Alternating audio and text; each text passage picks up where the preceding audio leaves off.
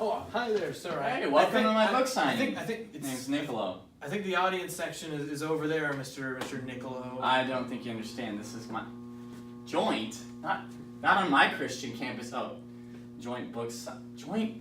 I was the only one invited here. I was invited here to talk about my book. Yeah, my book My is right book. here, The Prince by Niccolo Machiavelli. What are you here for? Thank you all for coming. Today we have two long-deceased authors here to present their greatest works. Please welcome Thomas Hobbes and Nikki Michaleb. That's Machiavelli, Niccolo Machiavelli. And that's Thomas Hobbes. Thank you very much. Well, why don't you introduce yourself and tell us about your book? Well, I am Thomas Hobbes, author of Leviathan, and in this book I explain to you both the sovereign and the state of nature and how to avoid the worst parts of it. I'm sure it has potential to be a second bestseller, but here we have The Prince by myself, Niccolo Machiavelli, and this is a very detailed handbook on how to run your princedom and how to rule effectively. You couldn't find a better instruction manual at IKEA. Good instructions to run it into the ground, I think. All right, any questions from the audience? I just wanted to know what qualifications you have to be talking about power. Yeah, what experience do you guys actually have? I'm sorry, who are you? I'm Queen Elizabeth I, ruler of England. No? Okay. Well, I'm the last of the Tudor dynasty. I took power after Mary I died. Reverted England back to Protestantism, brought down the Spanish Armada, ended the war with France. So I'm pretty sure I have a good grasp on how to successfully utilize power. And I'm Mary, Queen of Scots. Maybe you've heard of me? I was crowned when I was 6 days old, and I was a queen consort to the French. I also had a claim to the English throne. So you could say I know a lot about power. Well, I think both of you would have done a better job if you had just listened to the advice here in my book, The Prince, selling for $9.99. Well, you know, my book Leviathan selling for $8.99 would have actually helped you a lot more, to the point where you could have even taken over all of Europe, but even his dainty little theses would have probably helped you be a better ruler than the rulers you were.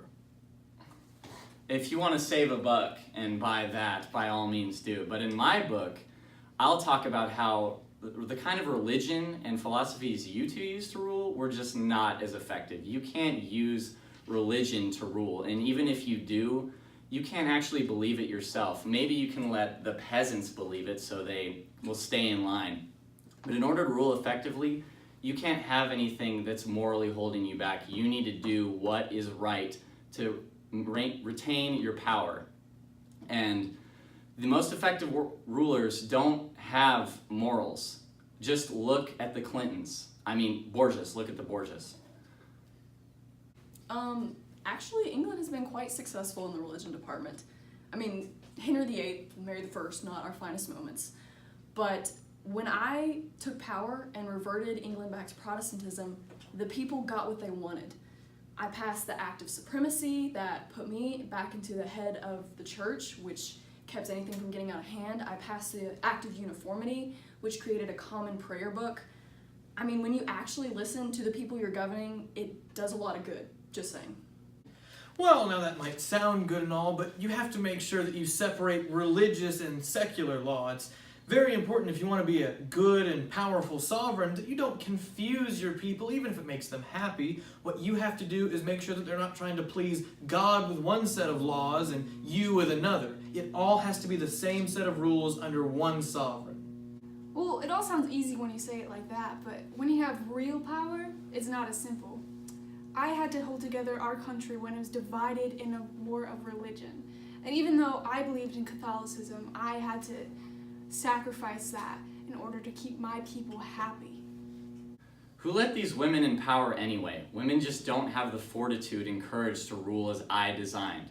Women are just like fortune. They're just wild and unpredictable. They don't have the discipline to carry out what I've written about in my great work. I'm sorry, who are the ones actually in power and actually making a difference? Oh, that's right, the women. And I didn't need any husband telling me how to do my job and drive England into the ground. I trusted my own instincts and my own heart for the people, and look where it brought England.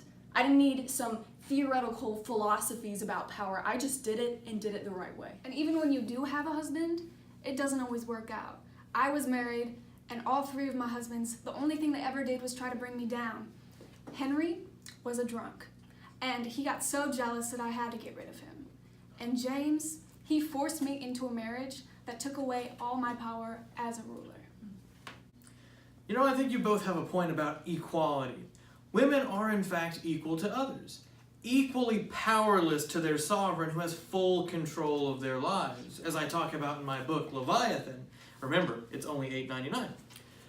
And so, you're right, there is equality, but they're equally powerless.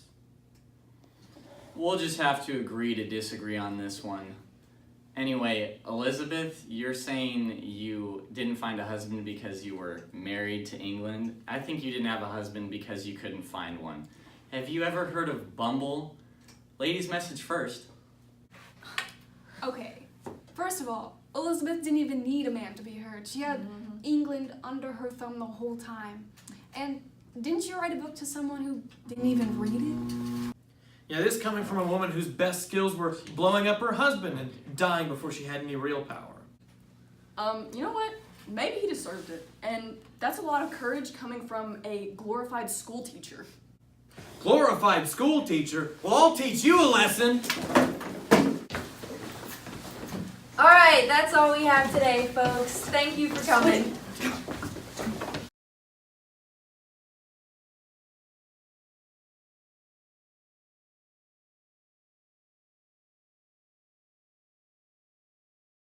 Henry was a drunk, and he was so jealous of my power that I had to get rid of him. And James, oh, what did James do? Sorry. Has been telling us what to do or how to do our jobs. We just did it the right way. Okay, has been to tell me how to do my job, or they would run England into the ground. Shoot. Okay, so we're gonna do Are you ready? Yeah. Okay. Oh,